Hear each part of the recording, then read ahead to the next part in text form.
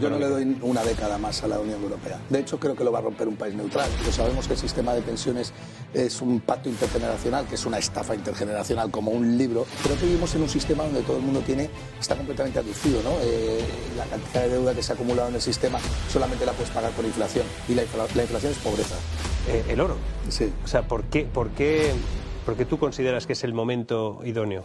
5.000 euros al año. Con 25 años, tú los destinas a un ETF del Standard & Poor's 500 al 8,5-9%, suponen que te jubilas con 1,8 millones de euros. La gente está diciendo que hay un gobierno liberal, con Donald Trump, Elon Musk y tal, y de liberales sostienen, vamos, los chinos han tomado el mando. O sea, está habiendo un cambio de... Los chinos, ya lo intuíamos, pero bueno, al generar inflación, los estados han conseguido devaluar su deuda. ¿Qué va a pasar con el euro? Porque... Yo creo que se va a desintegrar.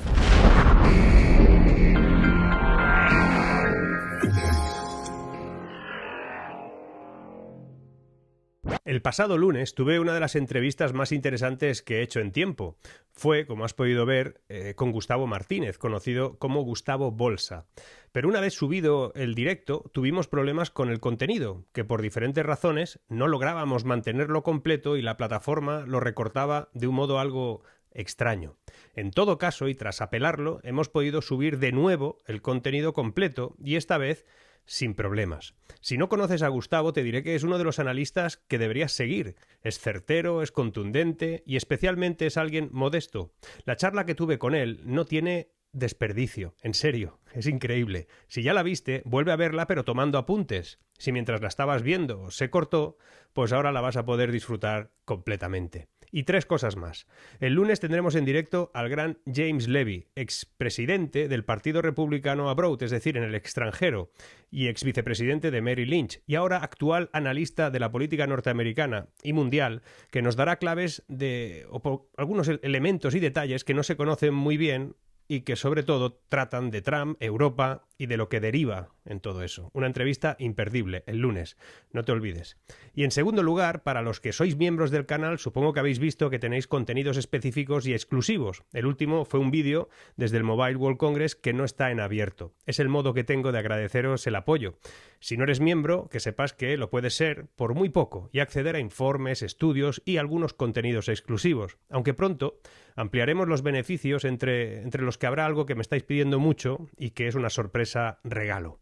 Ya lo veréis. Y finalmente, antes de dejarte con la entrevista, permitidme recordaros que este vídeo está apadrinado por Trade Republic, el neobank alemán presente en 17 países que ha superado los 8 millones de clientes y que posee la importante suma de 100.000 millones de euros en activos. Lo bueno de Trade Republic es la facilidad de uso que tiene para invertir en múltiples productos a la vez que obtienes un 2,79% anual con el dinero que tengas en la cuenta, sin ninguna condición y con un pago cada mes de manera proporcional.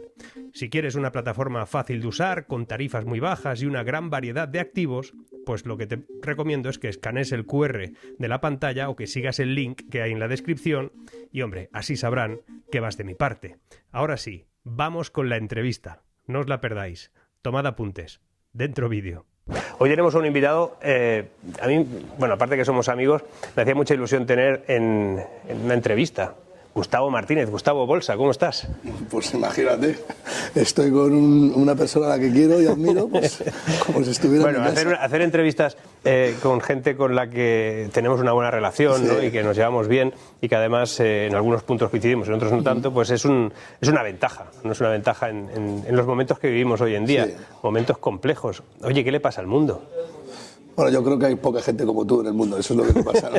Porque tú dices eso, pero es que también te digo que es fácil conectar con Mar Vidal, ¿no? Gracias, o sea, gracias. A lo mejor puede imponer un poco el personaje porque es una persona conocida, que tiene mucha influencia y tal, pero luego tú las distancias cortas ganas muchísimo, ¿no? Nada. Pero el mundo, ¿qué le pasa? Bueno, el mundo yo creo que le pasa más lo que le ha pasado siempre, ¿no? Que hay una lucha por liderazgo brutal, ¿no? Y aquellos que son menos competitivos pues tratan de parasitar al más competitivo. Bueno, pues tenemos una lucha entre el capitalismo, el socialismo y muchísimas fuerzas que tiran de una dirección y otra y bueno, tampoco creamos que el mundo está tan mal. Pero está o sea, yo te escuchaba a ti, te he leído, ¿no? El problema de la pérdida de valor del dinero, la inmensa deuda que tiene el planeta, ¿no? O sea, ahora mismo, todavía salen los datos, ¿no? El mundo se debe a sí mismo 3,2 veces. Sí, sí. Y dices, bueno, no, eso tampoco es tanto. Bueno, tampoco es tanto. Eso es una barbaridad.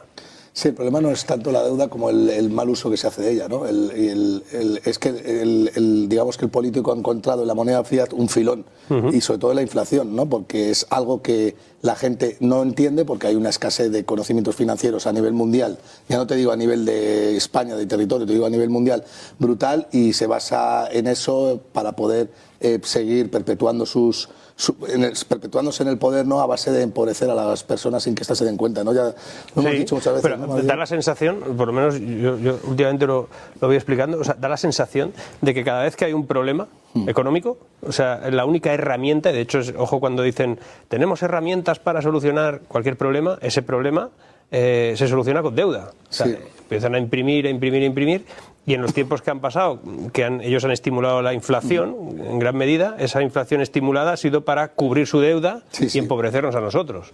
Sí, además es que hemos entrado en una espiral que pues no tiene solución ya. O sea, al final tú tienes que pensar, Marc, que aquí alguien se tiene que comer el gran marrón. Pero ¿quién se va a comer el gran marrón? Porque claro, el político, al final yo creo que es una cuestión de que nuestros hijos van a ser los que van a pagar el plato roto, ¿no? Es una pena, pero es la realidad, ¿no?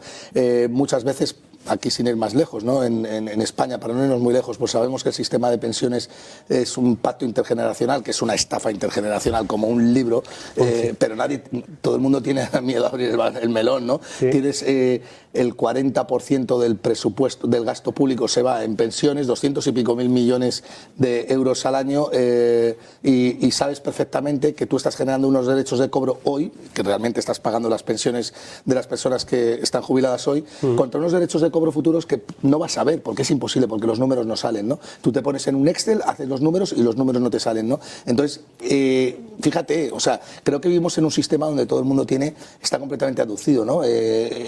Anestesiado el cerebro, ¿no? Yo el otro día que lo estábamos comentando antes fuera de cámara con Wall Street Wolverine, yo se lo decía, digo, ¿cómo es posible que los chicos no estén en la calle, ¿no? Pues porque no son conscientes de cómo... De hecho, le hacéis el programa a un programa que emiten los sábados por la noche en un canal tradicional, le dais contenido. Sí. Realmente os utilizan cuando decís esas cosas, porque lo de las pensiones es de aurora boreal, ¿eh? Sí, es un problema. Porque vamos a ver, la gente dice que tiene derecho a su pensión. Sí.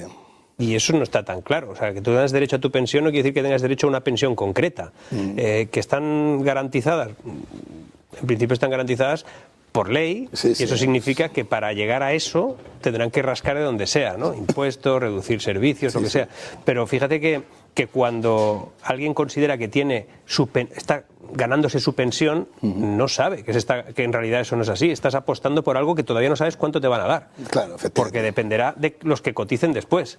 No, es que estás generando derechos de cobro es que digamos que son opciones. En bolsa se podría decir que son call, con una prima muy grande y un precio del ejercicio muy lejos, ¿no? O sea, al final lo que estás es incurriendo en un riesgo muy amplio y encima no eres consciente de ello y has tirado la toalla antes de... O sea, no tienes la valentía, ni la gallardía, ni el apoyo para poder proteger esa propiedad privada que es tuya, porque, Marc, aproximadamente los seguros sociales, el 25% que nos extrae el Estado a través del empresario, que es el 25% de la seguridad social al cargo del empresario, más el seguro social que paga uno mismo en nómina, estamos hablando de que aproximadamente son unos 5.000, 6.000 euros al año lo que tú destinas para pagar tus pensiones en el futuro, es decir, 500, 600 en un salario normal. Sí, fíjate, sí, un salario en promedio de 25.000 euros aproximadamente. El salario medio, eso está por encima del salario medio, sería el modal. 27, 28.000 euros, aproximadamente entre el 25% que te quitan para pagar el seguro social a cargo del empresario, que sale de tu producción marginal, es decir, el salario es la productividad marginal del trabajador, ¿no? Ese 25% más otro 7% que pagas tú, que es un 32% de lo que tú produces, va destinado a generar derechos de cobro que tú no sabes si vas a recibir. Pero fíjate el dato, Marc, fíjate que te vas a caer. Bueno, es que eso es para pagar a los que están jubilados. Claro, eso es eso es el para sistema, pensiones eso es el pacto intergeneracional, que tú se supone que haces un pacto para recibir de tus nietos el salario de mañana, ¿no? Claro, se basa en un sistema que es, la base tiene que estar muy por encima, tiene que ser mucho más ancha que la cúspide, ¿no? En el momento en el que hay más personas jubiladas que gente trabajando, el sistema tambalea, ¿no? Entonces, claro, tienes que tirar de otro tipo, es deficitario, es un sistema deficitario, tienes que tirar de otro tipo de impuestos. Pero fíjate, Marc, 5.000 euros al año con 25 años, tú los destinas a un ETF del Standard & Poor's 500 que te da en promedio un 9% anual, ya libre de crisis, de guerras mundiales y de todo. Es decir, aun pasando todo eso, 40 años de capitalización al 8,5-9% suponen que te jubilas con 1,8 millones de euros. Fíjate, o sea, chupado. Y encima estás apostando a las 500 empresas más importantes del mundo, que encima el riesgo de que eso quiebre es que tiende a cero, ¿no? Es casi cero, ¿no? O sea, tú piensas en qué, ¿qué le pasa a un ser humano para que llegue a ese punto de absurdez y de ignorancia, ¿no? Se basan desde mi punto de vista, se basan en dos cosas. Uno, eso sería que el dinero no pasaría por el sistema, pasaría por el sistema privado, ¿no? Exactamente. Y segundo, la falta de formación financiera, económica, que se estimula que sea así, ¿no? Se pretende, o por lo menos siempre, no, es que vamos a crear programas de formación económica y tal, pero saben que no, o sea, que eso sería un problema. El tema de las pensiones es gravísimo, y lo vamos a tratar un ratito, pero el tema de las pensiones, yo creo que lo primero es que la gente no sabe, mayoritariamente, o sea, que nos está viendo seguro que sí, pero tú sales a la calle, le preguntas a cualquier chaval que esté trabajando con 25 años y esté pues ahí trabajando en un bar y no, yo estoy lo que se me queda que no lo sabe cuánto se le quedan, porque esas cifras no las saben, no ven la nómina correctamente, no entra todo el dinero en su cuenta y luego el Estado le quita lo que cotiza, ¿no? Cree que está cotizando para su jubilación, ¿no? No sabe que no es así. Claro. De hecho, yo el otro día hacía un vídeo que se llamaba Huye, en el sentido, huye es reacciona, no es que te vayas solo, ¿no? Puede ser que te vayas o puede ser que te quedes, pero reacciona en el sentido que nadie te está, que tú no te estás preparando para tu jubilación, tú estás pagando la de otros que están jubilados ahora, y los que te lo pagarán a ti, ya veremos lo que son capaces de darte, ¿no? Exactamente, es una promesa de pago en toda regla. Y además, lo peor de todo es que no puedes ir contra alguien. El Estado decide, fíjate, si antes nos jubilábamos con 60, 65, 67, o sea, ya estás incumpliendo ese derecho de cobro. Y el día de mañana pues te jubilarás con 70, 75 o lo que sea y no podrás protestar ni nada, ¿no? Entonces, hemos asumido que pueden hacer lo que te dé la gana, pueden violar tu propiedad privada de esa manera, precisamente porque, claro, un sistema de capitalización solucionaría esto, o al menos una migración o un sistema mixto, ¿no? Que combines los dos. Pero ¿dónde, si el político se nutre del voto del pensionista y necesita, por tanto, tener un sistema de pensiones público para poder atraer ese voto y eso le perpetúa el poder, ¿dónde queda la figura del político si tendemos a lo privado? ¿Qué es lo que realmente te va a dar riqueza? Desaparece, y es que vivimos en una mafia, vivimos bajo las directrices de una mafia. Lo peor es el cloroformo. Claro, es que estamos anestesiados. Porque escuchas constantemente, ¿no?, gente justificar este expolio, ¿no? Esta estafa. Sí, yo considero, o sea, el sistema de pensiones actual es una estafa de la manera que está concebido, ¿no? Es una estafa. Porque lo dejaría de ser, en el caso de que fuera poco eficiente, si te dijeran que no está garantizada. Sí. Si te dijera no está garantizado, tendrías que buscar alternativas, tendrías que ver cómo puedes hacer esto, pero como no te lo dicen, es una estafa. Pero tú fíjate, Marc, mi padre falleció en el año 2008, el hombre con 70 y... Bueno, se jubiló con... si no mal recuerdo, se jubiló y al mes siguiente solamente cobró una pensión y cotizó 45 años. Y eso no lo ha heredado a nadie.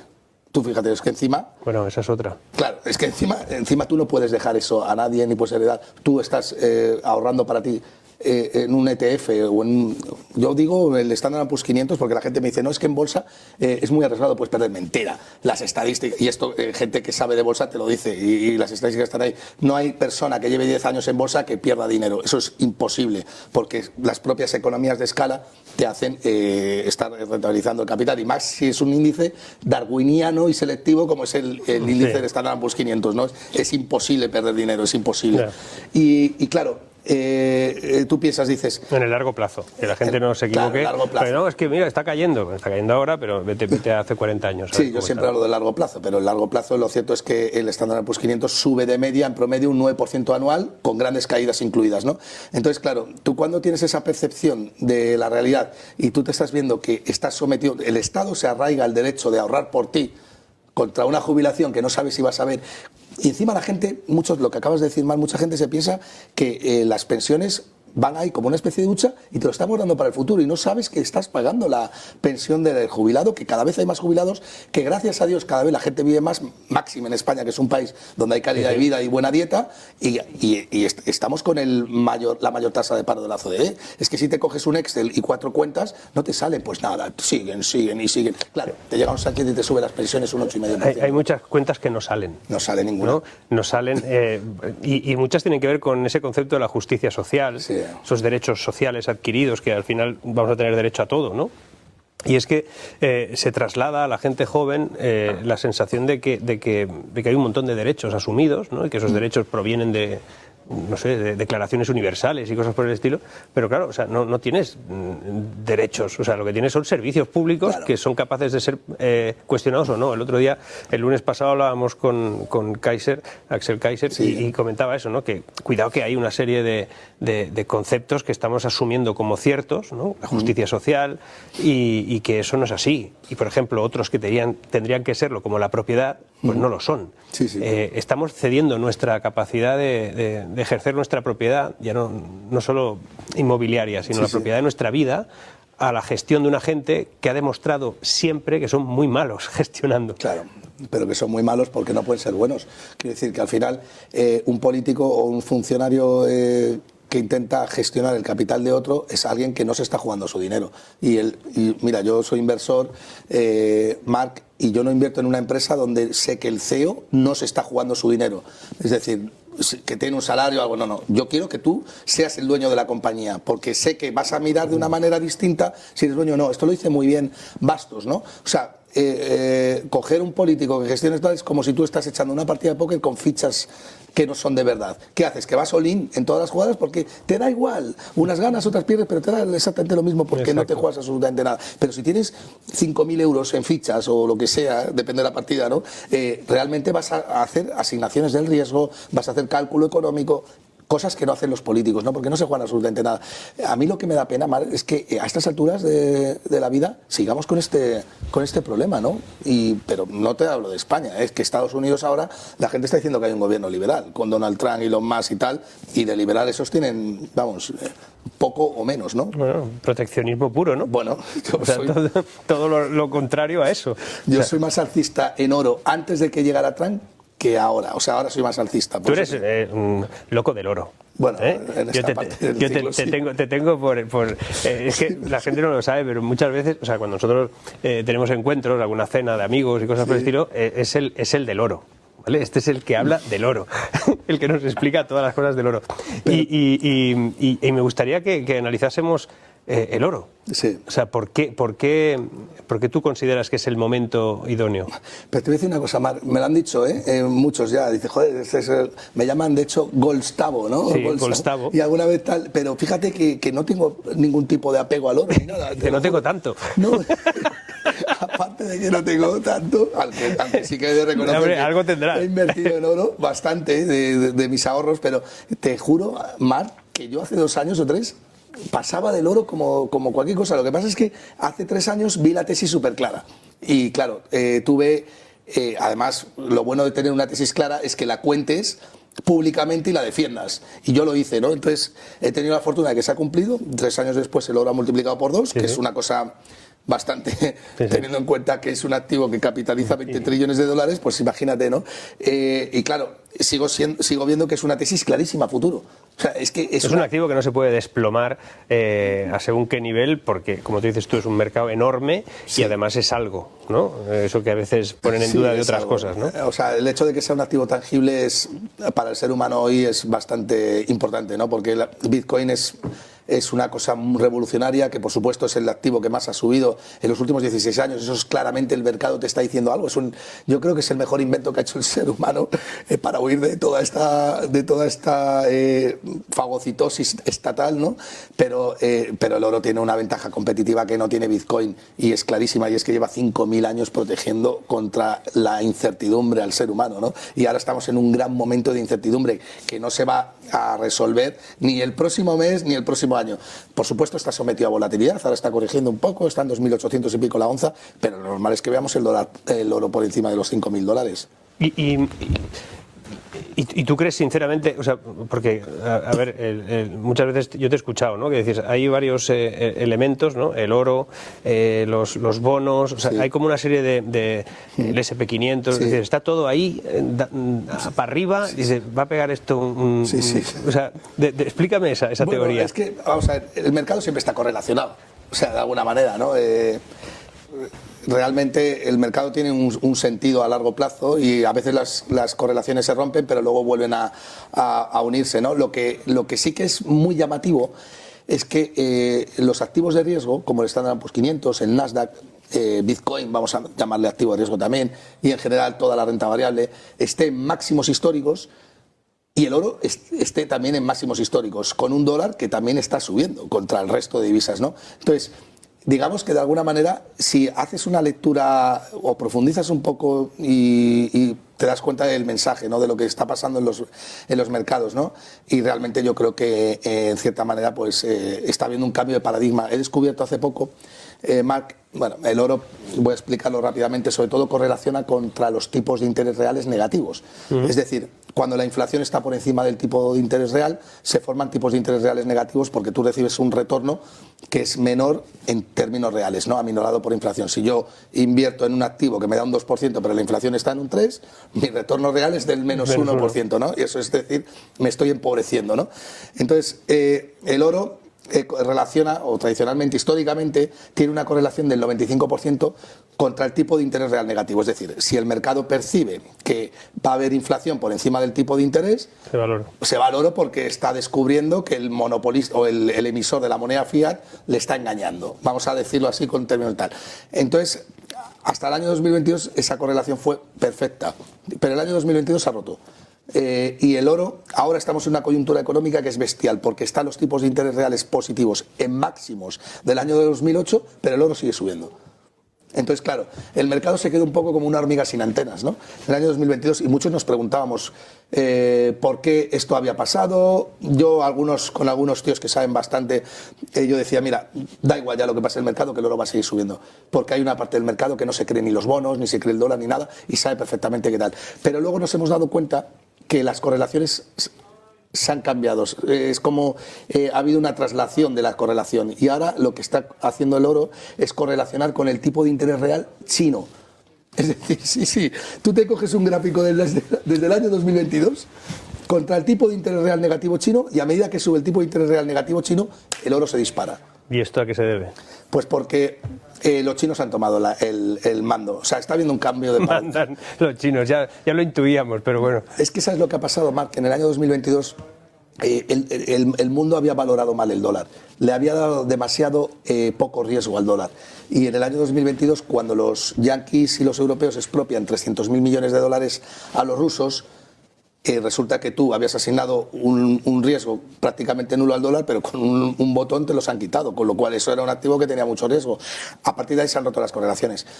China ha dejado de comprar bonos, y de hecho las tenencias de bonos americanos en el balance del banco chino están en mínimos del año 2008.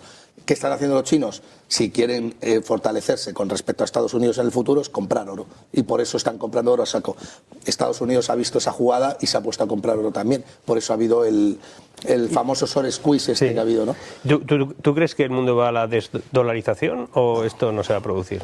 No, yo soy muy escéptico con la desdolarización, porque la desdolarización supone que hay otra divisa en la cual el mercado confía más, ¿no? Y es que no hay ningún competidor. El euro. Sí, el euro, sí. Hablando del euro, o sea, ¿qué va a pasar con el euro? Porque yo creo que se va a desintegrar. Se va a desintegrar. ¿Tú crees que la desfragmentación esta europea geopolítica se acabará transformando en una desfragmentación económica? Yo no le doy una década más a la Unión Europea. De hecho, creo que lo va a romper un país neutral, tipo Holanda o algo de eso, pero... ¿Alemania? No, bueno, también puede ser que se cansen, ¿no? Vamos a ver cómo evolucionan las negociaciones. Pero Alemania ha perdido toda su ventaja competitiva. Los datos de producción alemana son para echarse a llorar. O sea, un país que era tremendamente competitivo se lo han cargado. El wokismo, el socialismo, Europa, la burocracia, se lo han cargado. Y suerte todavía que está ahí, o sea, porque claro, escuchamos a nuestro presidente, ¿no? Y en España nos están viendo desde América, aquí tenemos un presidente, saludos a todos, o sea, pero el nuestro y todo el discurso oficial, ¿no? Que hay en España de que somos el motor europeo, que lideramos todo el crecimiento. Yo lo he explicado alguna vez tú también, ¿no? La realidad es muy diferente, o sea, hay un motor que es Alemania, que está gripado, es 3 veces y pico nuestra economía, con lo cual nosotros no somos el motor de nada. En todo caso es que revolucionamos más rápido por diferentes razones que ya veremos, ¿no? Pero es verdad que Alemania sigue estando ahí y es tremendo cómo ha perdido el camino que no ha recorrido es lo que ha perdido. Porque podría estar, es la tercera potencia, todavía estaría ahí, ¿no? O cuarta, estamos ya dudando, ¿no? Pero ha perdido un recorrido y un momento histórico y no lo ha podido vivir. Sí, completamente de acuerdo. Y es una pena porque Alemania es un país con una capacidad de producir y en 0, además son muy eficientes en costes y todo y se lo han cargado todo con la burocracia.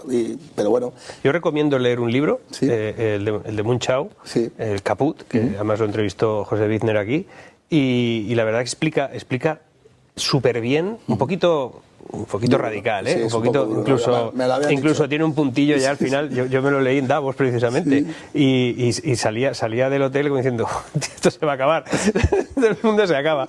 Pero es verdad que explica cómo Alemania ha llegado ahí, y es que Alemania no abrazó la tecnología adecuadamente, se quedó con el modelo industrial y no le incorporó digitalización al nivel que tenía que hacerlo. La inteligencia artificial en Alemania pues es un tema residual. Y que no supo entender que el mundo estaba cambiando y que ya no es solo un tema energético, que también, no es solo un tema incluso de relaciones geopolíticas, que también, no solo incluso una mala relación en ese gobierno semáforo, ¿no?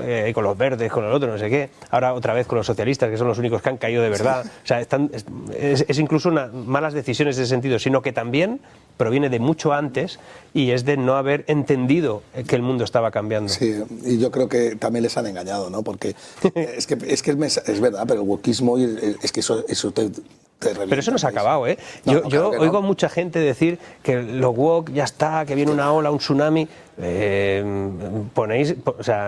¿Leéis lo que pasa en Europa? O sea, la Comisión, yo no me creo nada, ¿eh? Yo tampoco me creo, ni mucho menos que se haya acabado. De hecho, yo creo que esto ni siquiera es una pausa, porque al final, salvo Milei, el resto, y tampoco... Vamos a ver cómo evoluciona Milei, pero insisto, Marc, en Estados Unidos hay una socialdemocracia de libro, ¿no? Estamos hablando de Trump, que el hombre es un mercantilista a tope, ya hemos visto lo que ha hecho en su anterior administración, y que dice que va a bajar los impuestos en función de 10 trillones americanos o 10 billones de dólares, y que eso lo va a financiar con algo que es aranceles, ¿no? Entonces, tú fíjate el grado de proteccionismo. Primero, que no sabemos cuál va a ser el impacto del crecimiento con aranceles, o mejor dicho, de la desaceleración, ¿no? Pero si tú te haces las cuentas, y yo me las he hecho, porque tengo que hacerlas si quiero seguir hablando del oro, ¿no? Y trabajando. Sí, exactamente. Tendré que hacer cuentas. Si pero, Mar, son 10 trillones de dólares de impuestos que rebajas, que te cargas y que dejas de ingresar, contra 2,5 millones. 3 decían. Sí, 2 y pico, 3. 2,53, efectivamente, de aranceles. Pero si es que si Estados Unidos importa, no sé si entre 3 y 4 billones de dólares, es que poniendo un 10% de aranceles a todos los productos que Estados Unidos importa, recaudarías 3, 4, 5. O sea, tendrías como mucho, en el mejor de los casos, un déficit estructural de 5 o 6 trillones de dólares. Es decir, más deuda. ¿Y cómo financias esa deuda? Él habla, o por lo menos los que planteaban el tema de los aranceles, digamos, los asesores, ¿no?, que cuando explican en los papers un poquito por dónde iría la historia, se quieren replicar la Gilded Age, ¿no? Sí. Quieren replicar ese momento en el que con los aranceles pues quitaron el impuesto sobre la renta. Ahora no habla de quitar el impuesto sobre la renta, sino dejar un flat tax, ¿no?, un porcentaje determinado, con lo cual equilibrarían algo, pero sobre todo hablan de algo que es la doctrina Monroe, que la doctrina Monroe es probablemente la metodología que por lo menos está planteando, que es algo que llevó a cabo James Monroe en 1823 o por ahí, que el tío dijo que de Europa ni agua. O sea, Europa no la quería ver en ningún sitio del mundo. Así eso dijo el tío, ¿eh? Y ellos hablan de la doctrina Monroe sin decir lo que significa. Pero si te lees lo que era y lo que sucedió, entonces dices, momento, es que no es tan raro lo que está pasando. Entonces decía que a Europa no la trataba nunca como Europa. La trataría como elementos individuales, que es lo que pretenden hacer. Lo segundo, que a Europa no se le daría nada. Y a que Europa no podía estar en ningún lugar del mundo. Y mucho menos en América. Y cuando hablaba de América se refería a toda América. Y entonces en la dinámica de los aranceles y de reducir impuestos aparece todo un modelo productivo que ahora mismo está repartido por toda América, que lo voy a hacer en mi casa, y como lo voy a hacer en mi casa voy a producir mucho más, y como voy a producir mucho más voy a poder pagar mejores sueldos y los impuestos de sociedades sí que se mantendrán, y claro, ellos se equilibran ahí. Yo tengo serias dudas también, yo obviamente. También, muchísimas. Bueno, nuestro amigo Daniel Lacalle lo sabe más.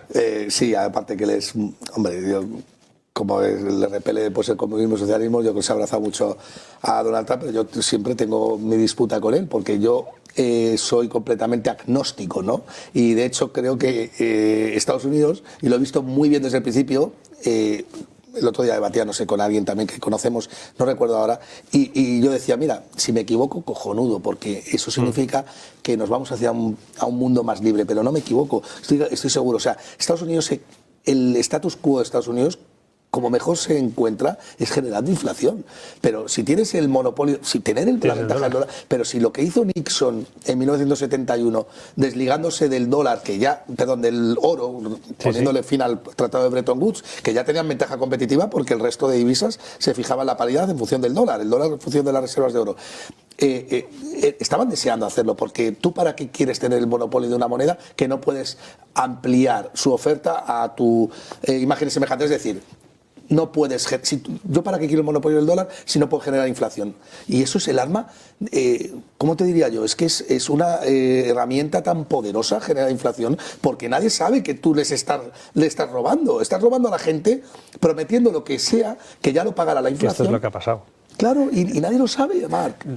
Pues no lo saben o no quieren saberlo. Yo a veces creo que la gente no quiere saberlo. O sea, quienes nos están viendo deberían de saber perfectamente y trasladárselo a tanta gente como puedan el hecho de que cuando se genera inflación, y se genera inflación, ¿no?, sobre todo emitiendo deuda muchas veces, ¿no? O sea, pero que la inflación tiene muchísimo, tú metes dinero en el sistema, con lo cual ese dinero cada vez vale menos. Al generar inflación, los estados han conseguido devaluar su deuda. Claro. Es decir, han conseguido que el ratio sobre la deuda parezca que es menor. Claro. Y dice, no, es que en España ha bajado el ratio de deuda. Ya, pero estamos en 1,6 billones, ¿eh? Sí. O sea, nunca se ha debido tanto, ¿no? Pero por el porcentaje. Ya, pero si ese porcentaje no afectase a tu capacidad adquisitiva, no habría problema. Claro. Entonces dirías, pues vale, debo menos. Pero es que tu capacidad adquisitiva se reduce cada vez que pasa eso. Entonces, a costa de nosotros es esa reducción de deuda. Sí. No es a costa del Estado, no es a costa de nadie. Pero tú fíjate, si es que, la inflación beneficia al que está endeudado, ¿no? Porque, rápidamente la inflación, que es que en términos nominales te deben los mismos euros o las mismas unidades de moneda fiat, pero en términos reales esas unidades adquieren menos cosas, ¿no? O sea, si tú estás devaluando en términos reales ese activo, la materia prima que tú debes cada vez vale menos, resulta que pasas de deber una casa a deber una moto, ¿no? Claro, ¿y quiénes son los organismos más endeudados del planeta? Pues los estados, con lo cual son los que más les... Sí, el 70% de la deuda del mundo es deuda pública. Es deuda pública, entonces les interesa. Es que el sistema no puede funcionar sin inflación. Y lo peor de todo no es eso, lo peor de todo es que vamos a pasar de una gran inflación a una gran deflación. Y ahí es donde habrá un reset. Y yo el miedo que tengo es que vuelvan a surgir los populismos. Como pasó aquí en España con el 11 Bueno, un CM. El 11, no, es que 15M era. El 15M, es que ya con las fechas. Sí, se mezcla. El 15M y tal, no sé qué, porque ese mensaje cala mucho, ya sabes. Y bueno, Alemania ha pasado eso. Claro, exactamente. O sea, en Alemania, del Linke y AfD son los dos que más votos tienen entre los menores de 25 años, ¿no? Sí. Pero además con muchísima diferencia. Sí. O sea, el descrédito de la política tradicional hace que se polarice. Sí. O sea, a mí lo que me preocupa, Marc, es que el mundo necesite pasar mucho hambre para poner a un Milei, como ha pasado en Argentina, que en Argentina has tenido que tener una inflación de 3 dígitos para que ya la gente, o mejor dicho, 1 de cada 2 personas eran pobres, para que ya la gente reaccionara y dijera, mira, aunque sea el tío más anarcocapitalista del mundo, le ponemos, porque ya el socialismo, por mucho que le juzguemos por sus intenciones y no por sus acciones, ya nos ha terminado de matar a todos, ¿sabes? Y a mí me da miedo que eso pase. Y tengo claro que más tarde, más temprano, vamos a caer, seguro. O sea, ¿Qué quieres decir? No, pues que la economía es muy cíclica y la cantidad de deuda que se ha acumulado en el sistema solamente la puedes pagar con inflación. Y la inflación es pobreza. Entonces, va a llegar un momento en el cual la pobreza se va a acelerar, porque realmente no hay nadie que quiera comerse el marrón. Y aquí hay otra que revierte en la misma. Como la inflación es algo que es comparativo interanual, sí, claro. Aquí jugamos a que la gente no se entere que cada vez es más pobre. Claro. Hace poco pues me discutía con alguien, ¿no? que digo, oye, que somos un 20 y pico % más pobre en términos generales. O sea, si fuéramos a buscar qué tipo de consumo haces tú y qué tipo de compras realizas, ¿no? Pues igual la cosa en algunos casos es superior, ¿no? Hay gente que ha perdido un mayor poder adquisitivo, sobre todo las clases más precarias, claro, porque en el consumo diario les afecta mucho más, ¿no? El que cobra 20.000 euros al mes le afecta la inflación lo que le afecta, pero el que cobra 1.200 está muerto. No, y además es que el que cobra 20.000 su excedente lo protege. Sí, además va trabajando con él, ¿no? Entonces, el asunto es que cuando dices que en 4 años nos hemos pulido un 20% de poder adquisitivo, es decir, eres un 20% más pobre, o un 20% menos cosas puedes hacer con el dinero que tenías, ¿no? Y lo que tú tienes ahí guardado, que no le haces trabajar, vale un 20% menos. Y entonces es cuando les explicas, y les cuesta entender muchas veces a mucha gente que dice, no, pero si solo ha subido un 1,5 o un 2,4. Dice, no, yo no veo que esté subiendo tanto, ¿no? Hay que mirar el agregado, y el agregado ya es más complicado. Pero cuando les dices que este agua no es que ahora te salga más cara, o sea, no es que ahora valga más ni tenga un precio superior, es que los euros con los que se paga ese agua valen menos. Claro. Y eso cuesta comprenderlo. Tú a veces lo relacionas con la vivienda, el alquiler. Te he escuchado y te he leído que decías, no es que los alquileres suban, o sea, sube lo que tiene que subir las cosas, ¿no? Lo que ha bajado es la capacidad de que los euros paguen ese alquiler. ¿No te haces una idea, Marc, lo que ha calado el mensaje ese, macho? Claro. A posteriori me lo ha hecho mucha gente y dice, joder, no lo había entendido hasta... Explícalo, para que cale otra vez. Explícalo. Pues mira, básicamente en el año 2000 el metro cuadrado en España, para comprarte una vivienda, cotizaba en 3,5 onzas de oro. Es decir, una casa de 100 metros cuadrados te la podías comprar por 350 onzas. 350 onzas equivalen aproximadamente a 12 kilos de oro. O sea, 100 metros cuadrados, 12 kilos de oro. Básicamente. Eso en el 2000. Los cálculos. En el año 2000. En el año 2000, que es cuando nace el euro. Hoy el metro cuadrado cotiza a 1,2 onzas aproximadamente. Necesitas 120 onzas para comprarte la misma casa, los mismos metros, 100 metros. Es decir, 3,5 kilos de oro. Necesitas 3 veces menos oro para comprarte la misma casa. O sea, el oro... O sea, la casa no ha crecido, o sea, no se ha encarecido. No, ¿qué coño? Con la misma cantidad de oro te puedes comprar 3 casas. Tú lo que has hecho es ganar poder adquisitivo. La casa ha perdido poder adquisitivo contra el oro. Pero contra la moneda fiat, ¿no? Contra la moneda fiat, la misma casa, en el año 2000, necesitas 4 veces más unidades monetarias para comprarte la misma casa. Como los salarios reales no han crecido en la misma proporción, resulta que tú te has empobrecido muchísimo. Consecuencia, tus padres se podían ir de casa, tranquilamente en 5 o 6 años pagaban la casa, y tú con 35 años sigues viviendo en casa de tus padres porque no puedes salir. ¿Por qué? Porque estás cobrando el salario en moneda fiat que el político arbitrariamente decide empobrecerte, ¿no? Que esto es buenísimo, o sea... Fíjate, sí, es buenísimo. Es buenísimo, es una desgracia enorme, ¿no? Pero es buenísima la manera de explicarlo, ¿no? Es decir, hostia, que es que no se ha encarecido tanto, es que la percepción que tenemos es porque solo tienes moneda fiat. Si tuvieses otras cosas, a lo mejor tu percepción sería distinta. Claro, es que la gente no entiende qué es la moneda fiat. O sea, la moneda fiat es un pasivo del Banco Central. Entonces, el que emite el pasivo es una promesa de pago, entonces puede incumplir. ¿La inflación qué es? La inflación no es otra cosa que el incumplimiento de la contrapartida. Es decir, yo me comprometo contigo a que te voy a devolver X unidades que no te devuelvo, porque en términos reales he decidido no devolvértelas porque he impreso mucho más, te he engañado. La inflación es engañar a la gente, ¿no? Entonces, claro, mucha gente me dice, bueno, es que el oro tal... Da igual, con cualquier activo financiero que lo compares te va a pasar igual. Con Bitcoin la comparación ya es brutal, pero lo hagas con el Standard & Poor's 500, lo hagas con el DAX, lo hagas con el IBEX 35 Total Return, con cualquier activo la moneda fiat se deprecia. Es decir, la vivienda es más inaccesible porque tú estás ahorrando y viviendo en términos de moneda fiat, es decir, porque estás bajo el amparo de un político que arbitrariamente te está jodiendo la vida. Perdóname que lo diga así, pero te está jodiendo la vida. ¿Y eso qué pasa? Que la gente pues no lo entiende. Mira, Marc, cuando el mensaje es la inflación es por culpa de que el Mercadona sube los precios, te echas a llorar. O sea, cuando tú ves un tuit de alguien político que cuelga eso y tiene 20.000 likes, sí. Dices, este país está enfermo. Expertos. Sí, pero tú piensas que encima pones el ejemplo más estúpido porque si algo es fácil encontrar un sustituto en el mercado es de un plátano. O sea, ¿tú cómo vas a subir €1 un plátano con la sensibilidad que tiene el precio a la demanda? O sea, en el momento en que subas €1, día se forra, porque se va todo el mundo para allá a comprar. Claro. Y aún así tiene 20.000 likes, 10.000 retweets y tal, y haces así, te pones a llorar y dices, no tienes solución. O sea, estás abocado a que el mundo entre en una crisis de pelotas. ¿Y no crees? Yo tengo la teoría, o sea, también en base al análisis numérico y histórico, de que no vamos a esa crisis tan abrupta, aunque sí en el destino. Es decir, más amortiguada que en otros momentos. O sea, no va a haber un shock ahí porque está todo preparado. Es decir, yo creo que han aprendido. Sí, lo malo lo han aprendido, ¿no?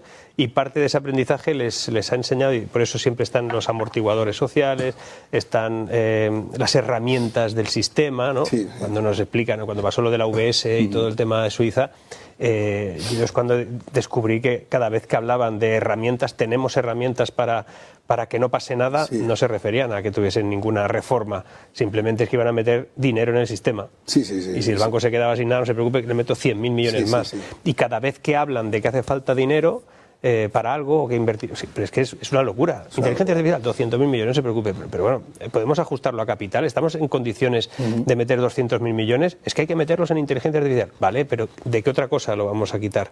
Porque no los tenemos, no se producen.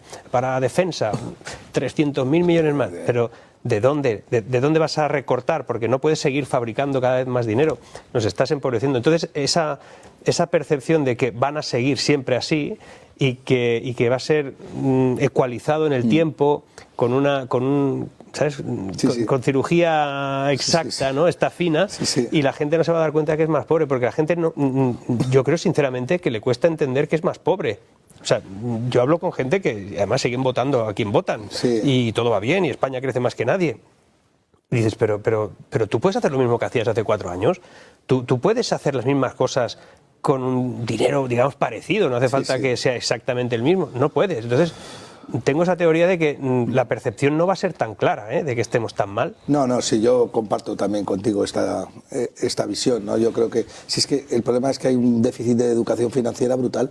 Si atacas ese problema, ya está, ya te cargas. O sea, vamos a ver, ¿qué es el socialismo? El socialismo es la ignorancia financiera, por excelencia. Es decir, si tú eres económicamente... Dice, ¿cómo puedes ser economista y de izquierdas, no? No, pero eso no tiene ningún sentido, mal.